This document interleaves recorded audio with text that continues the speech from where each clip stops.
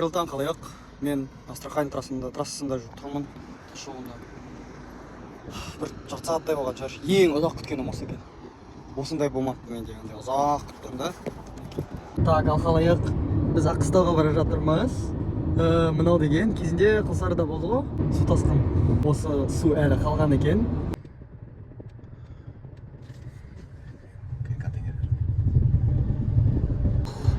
Қал дейсіз? Қал, келін алып берем.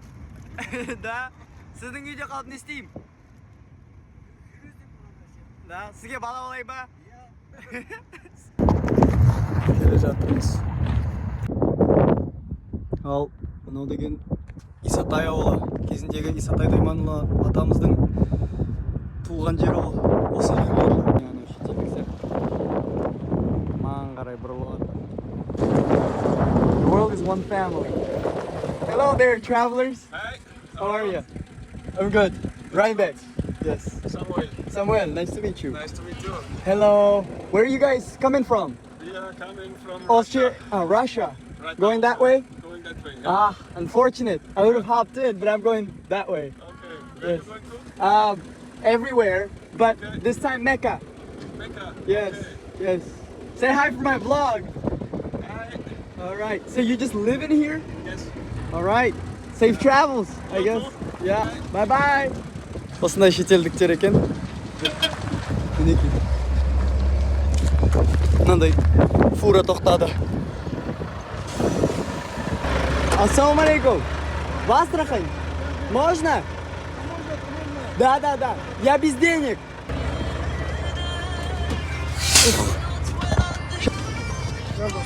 Ассаламу алейкум. Жақсы, өзіңіз? Өзбекмісіз? Жоқ, түркмен. Түркмен. Түрк. Түрк деген жақсы ғой. Рахмат ака. Өзіңе де рахмет olsun. Қаяға кетесің? Алматыдан келатырмын. Алматыдан келе тұрсың, қаяға кетесің? Бұйырса Астрахань. Астраханда. Тоқтайсың да? Жоқ, сіздің Грозный. Грозный? Иә. О, молодец. Тағы көреміз. Бұйырған. Таможняда, Россияның таможнясында учрет бар да, достар. Иә. Жоқ, жаяу. Сұқпағанда жаяу басам ғой мен. Тез жаяу деген. Ал, менің обедім. Мынандай бір пицца, бір істедім. Екінші пицца. И мынандай холодецпен не бар екен? Кириешки бар екен. Су, и сосын сарағаш бір бөтелке су жаңағы. Исатайға апарып тастаған аға берген ғой. Ал, бұл деген Ганюшкені деген жер. Ауыл. Кезінде әкем осы яқтарда тұрған өскен. Бұйырса шекараға 30 километр қалды. Сосын Ресейде боламыз.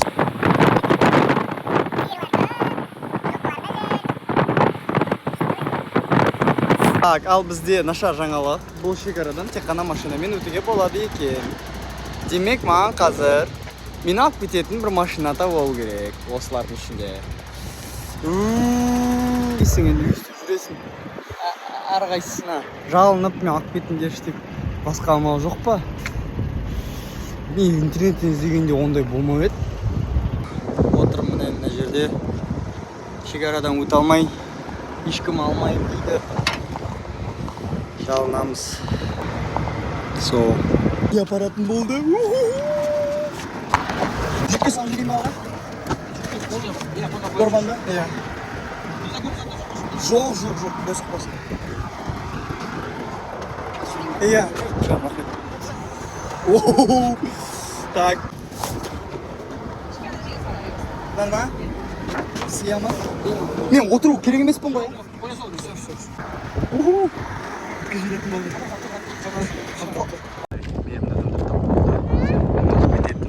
Керемет. Жаман бақтымын. Ал Қазақстаннан шықтық. Еке осындай талон берді. И мінекей машинамен өту керек екен. Жаяу өте алмайсың ау. Ұзақ алатын сияқты. Сол құдайға шүкір машина табылды. Міне Ресейге кіріп бара жатырмыз. Ұзақ алды. Ресейдің шекарасынан да енді туыны кете береді. Машиналар ұзақ. Осындай принцесса деген шампунің бар. Маған бер. Неге? Керек ақша. Да, ақша керек па? Қанша астасың? 5 мың? Ой, қымбат қой.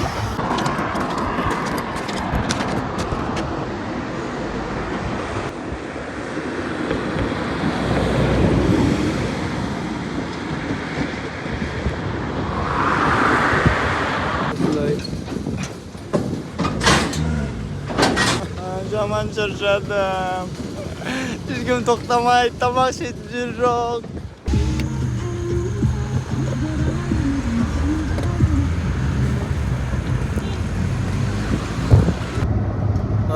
Мырза айтады, жаңа соғысқа 2 інімді алып кеткен дейді, және жалпы қазақтарды көп алып кетеді екен соғысқа Украинаға. Да, солай ғой?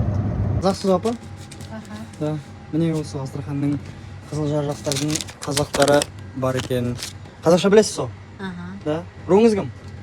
Беріш, Беріштің қайсысы? Жайық, Қалай екен Қызылжарда тұрған? Қызылжар, Краснояр. Иә. Ничего, нормально. Жақсы екен қазақша осы жерлерде? Конечно. Да. Усыгне даже молодежь старается говорить на Да? своем языке. Шын ба? Мінекей ал. Астрахань. Келдік. Және төне жерде Subway тұр. Subway'лер бар екен. Жалпы бар. Subway, KFC деген сияқтылар. Қазақ жоқ. Көп алманы көп. Ал мінекей. Subway'ге келдік. Тун-тун-тун. Subway'де болмағалы қанша. Subway.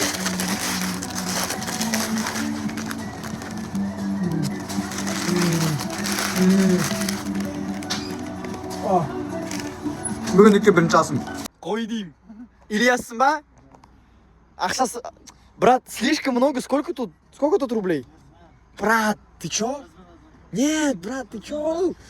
Не надо, брат. Не надо. Почему?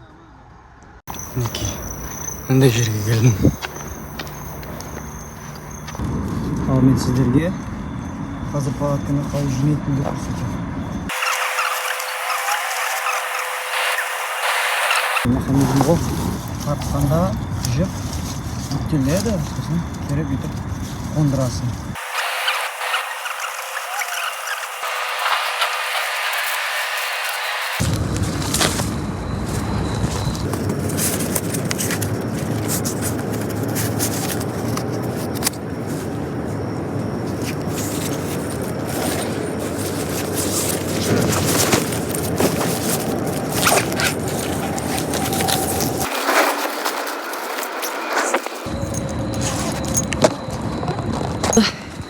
Күтетшін.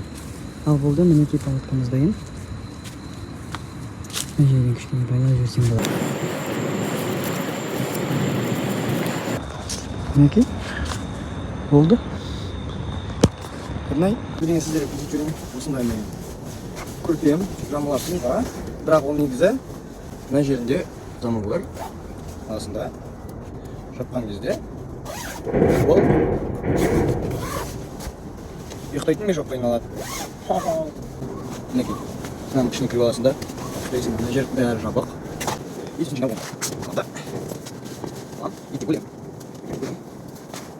Итіп ойын. Итіп ойын. Болды ойын. Жәнте қойды. Өте бақ ішіне жүрді. Саласың да. И мына басқа.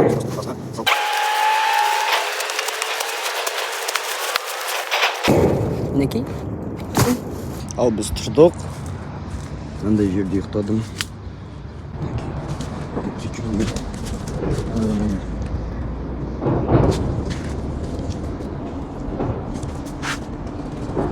Бат театры екен. 2 қала салуға болатын еді дейді. Вау. Вау. Шынымен де әдемі екен, шынымен де бай көрінеді екен. Контраст па, контраст. Ресей деген контрастқа мынандай елі жүр ма? Архитектурасы қызық екен. Қандай сияқты. Қазақтар көп мұнда. Жайлары. Мына деген менің таңғы асым. Кофе американо. 2 мандарин. И су.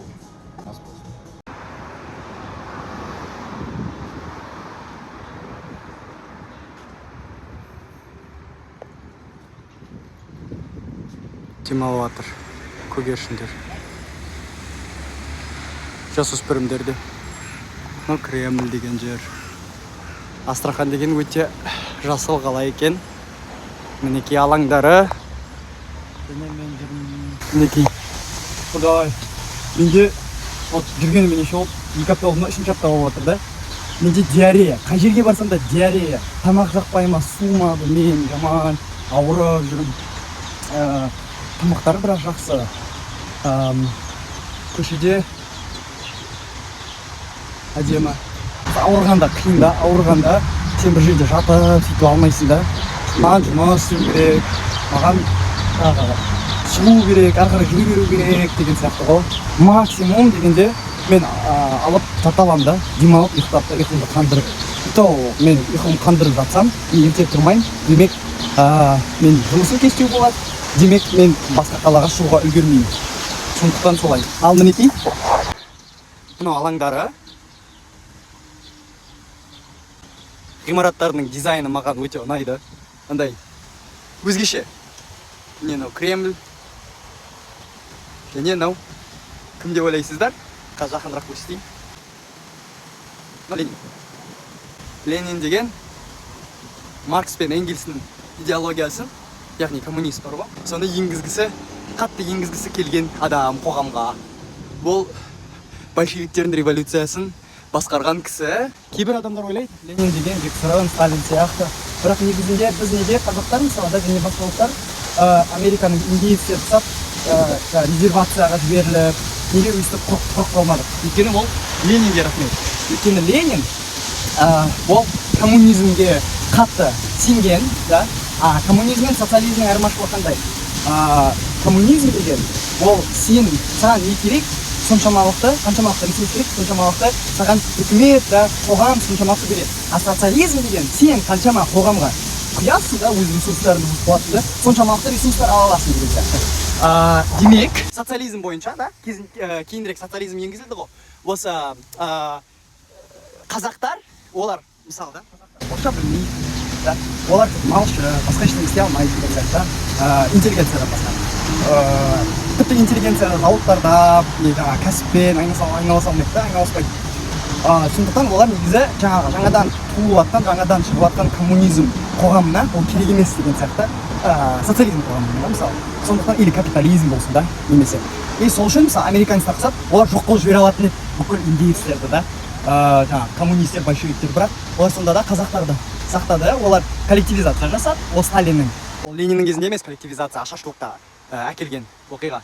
И сол үшін мысалы қазақтарды Қазақстанда қалдырды, и қазақтарды үйретіп бастады. Грамматика, жаңағы тіл, орыс тілі, соның бәрін үйретіп, кәсіп үйретіп сөйтіп бастаған. Өйткені Ленин мырза деген коммунизмге қатты сенген. Сталин ол кішкене басқаша болған. Авторитарианизм, жалпы социализм. Демек, Сталин болса, бәлкім бәріміз жоқ болып беретін. Солай. Немесе менің түсінігім сондай. Кремль, Астраханьмен. Неке мынандай тротуар сеппаған таспенен. Және бұл жерде осындай қабырға боялап қойған. Бояп, бірақ іші қызыл болған екен. Кремль сияқты Ресейдегі. Мынаның да аты Кремль негізі. Мінекей кезінде Астрахан хандығының қамалы ғой бұл дейтін. Жаңағы уақытымен пушка сондайлар енгізіп мына жерден тас лақтырған шығар. Құдай білсін не ғимарат екенін, сарай ау деймін. Екең андай қызық ғимарат тауып алдым. Ал халайық біз Астрахан қаласының жағажайына келдік.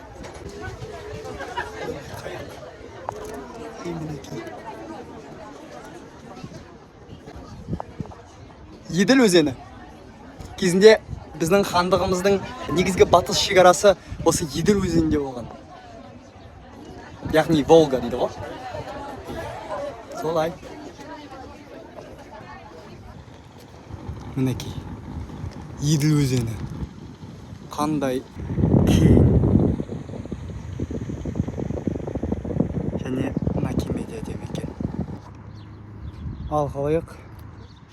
Бұл мүсін деген Петр I. Ең алғашқы Ресей императоры, Ресей хандығын, Ресей империясына айналдырған кісі. Міне жағажайында, Астрахан қаласының. Және бұл кісі деген Европаға кәдімгідей айтады ғой терезені шауып шыққан сақалдардың кезінде дворяндары, боярлар ғой, орыстардың. Оларда сақалдар сән болған, соларды қырғызған да мысалы көптеген нәрселерді бұл кісі жасаған. Жаңағы Швед империясы бар ғой, соларды да жаңағы Ресей міне мындай тұр ғой. Ол деген неге? Өйткені Ресей империясының флотын бұл кісі тудырған. Ол Питер деген Ресейдегі екінші үлкен қала, сол салғанда Петербург осы кісінің атында. Бұл деген негізі ұлы кісі болған. Көзқарасы жаһандық деңгейде болған да. Ол терең ойлайтын болған.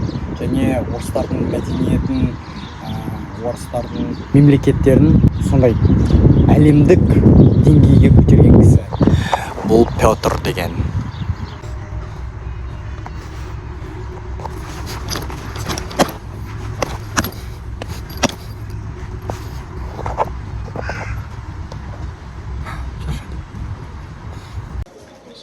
Ал мінекей мындай сорпа, похлебка дейді, грузинша, шүпірек. Иісі бұрқырап тұр, көрсетіп жіберейін. Ішінде көкөністер, пияз, шөп, кинзаман, сосын грек жаңғағы, үрме бұршақ, қызыл үрме бұршақ, кішкене картоп бар сияқты, сондай. Өте иісі бұрқырап тұр, шүпірек ал. Керемет. Мына қараңда. Шөбірек. Сырмен қызанақты. Мынандай үлкен шөбіректі көрмеппін. Естірсіздер ма? Даусын? Мына шын көрсетіп жіберейін. Ішы сыр. Бөліп аласың. Ал халайық, қарағаныңыз үшін рахмет. Маған осы номерге Каспиге демеу жіберсеңіз болады. Әзір менде жаңа шәкірттерге орын жоқ. Демеулеріңізге, донаттарыңызға көп рахмет. Аманшылықта.